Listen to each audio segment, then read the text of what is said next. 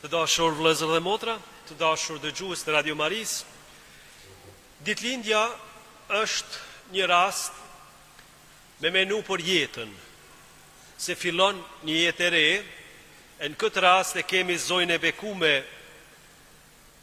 e nëpërmjet jetës saj ta shfrytëzojmë këtë moment që të menojmë edhe për jetën tonë. Jeta e saj filloi si dhuratë e Zotit, edhe ne mund ta shikojmë jetën tonë si dhuratë. Nuk na ka pyet askush a dëshiron me ardhë në këtë botë, apo jo. Dhe vërtet, deri në atë moment kur nuk e pranojmë si dhuratë, deri atëherë nuk e dim si mi dhanë kuptim jetës. Shumë njerëz e kanë vështirë me pranu jetën. Pse unë linda këtu, pse mi dha Zoti këta prind, pse në këto rrethana, pse në këtë shtet e kështu me radhë. Ka njerëz që me vite nuk pajtohen me atë çka ju ka ndodhur në fillim të jetës tyre. Por dashur vëllezër e motra, secili individ e ka jetën dhuratë prej Zotit. Çdo jetë është bekim, sepse vjen prej Zotit, e diçka që vjen prej Zotit është e mirë. Prandaj edhe du të me menu si silem me jetën time. A ka diçka ndoshta në zemrën time që nuk jam i pajtum, pse kështu, pse ashtu? A di mi dhon përgjigje këtyre pyetjeve që lindin, sidomos në çastet e vështira, kur dëshiroj me gjetë një arsye pse po më ndodh kjo? A mos ndoshta kanë fajt të tjerë prej cilët unë kam lindur? I dëgjut edhe brezni të ndryshme, se si edhe zoja bekume ka pas të njerëz prej cilëve ka rrjedh që nuk e kanë pas historinë bashkë të pastër. Ata që e njohin Biblën fort mirë i din disa prej personazheve, emrave që i dëgjuam, që nuk kanë qenë bashkë të shenjtë. Çka dëshiron edhe ungjilltari më na thon me këto, që Zoti mundet edhe nëpërmjet njerëzve tillë me sjell bekim.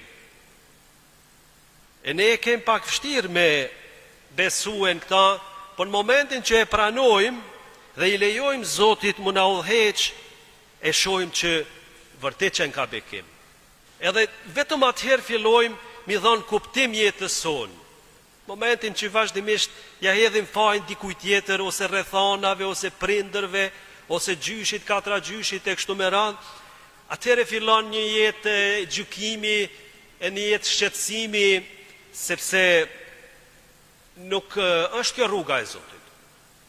E në këtë fest, në këtë vigjilje të zojës së vogël, mendojmë pak për fillimin e jetës sonë, që na është dhuru prindrit të afërmit, besoj që janë gëzu për lindjen tande.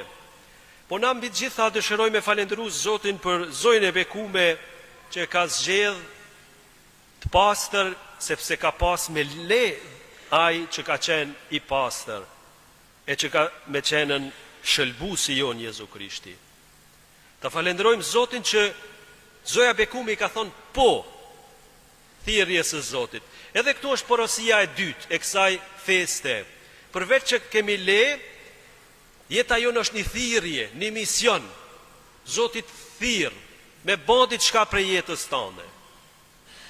Mi dhon kuptim, e ke ti një mision. A e di pse je në këtë botë?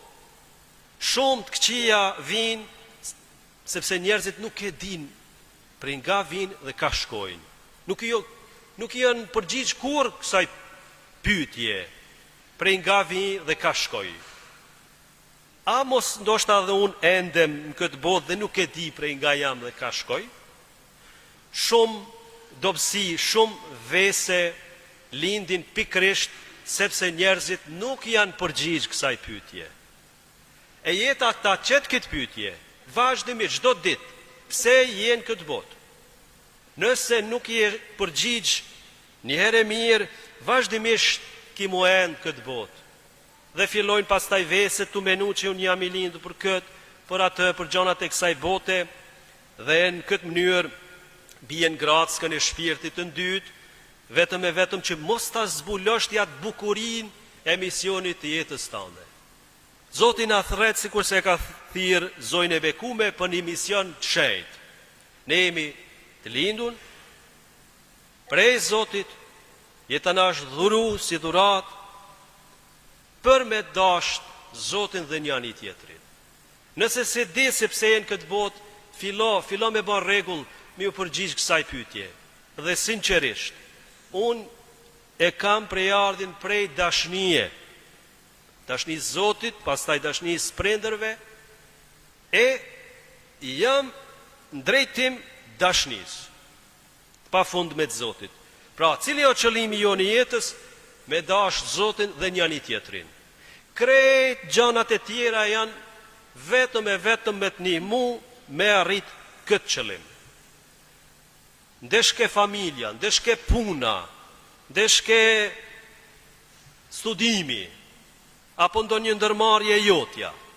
Krejt janë të mira nëse të qojnë te ky qëllim, dashnia e Zotit, ndaj njëri tjetrit. Po nuk të qoj te ky qëllim, familja, puna, televizioni, e zanatet që ti ndoshta i di, po nuk çun te Zoti, nuk janë të mira. Pra, të fillojmë edhe prej kësaj feste, të bëjmë rregull në jetën tonë. Ato çka jam ty e bë, a o të më çu te Zoti? Kjo është pyetja.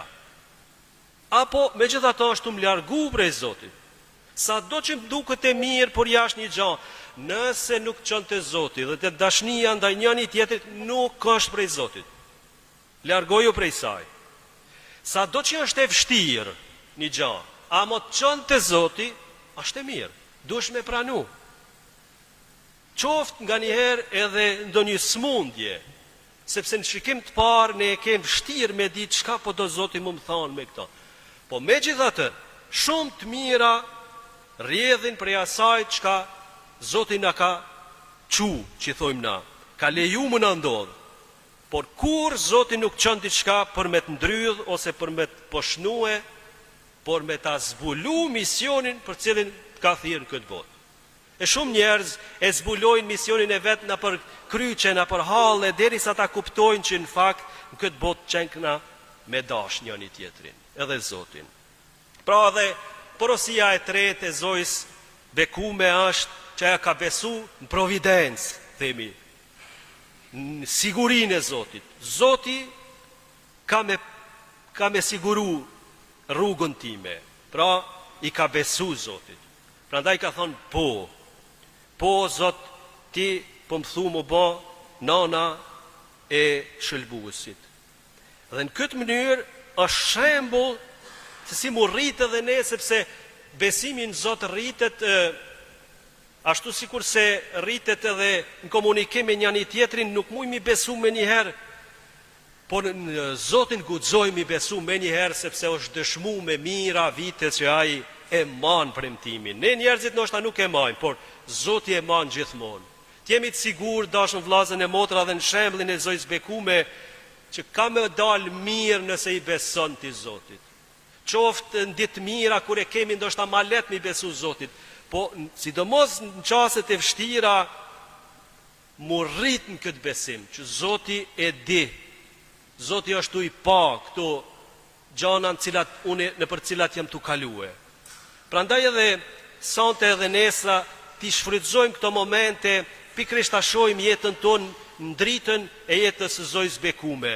Më është dhuru jeta, e kam një mision në këtë botë, sa jam i vetëdijshëm për misionin tim, dhe a besojnë providencën e Zotit, a besojnë në sigurinë që Zoti edhe nëpërmjet vështirësive ka me nxjerrat më të mirën prej meje. Dhe kështu në fakt ndodh, jeta, historia na tregon prej shumë shejtërve që kanë kaluar nëpër vështirësi jashtëzakonshme. Por megjithatë Zoti ka qenë me ta. E dëgjuat edhe ungjillin, do të quhet Emanuel, hyji me ne. Ta rrisim këtë përvojë të fesë, Zoti qenë ka me ne, jo vetëm kur e ndjejmë veten mirë, por edhe kur nuk e ndjejmë veten mirë, edhe aty që nga Zoti, prandaj ta falenderojmë edhe jeta jon let jetë në nder dhe lavd i Zotit. Amen. Qoftë lëvduar Jezu Krishti.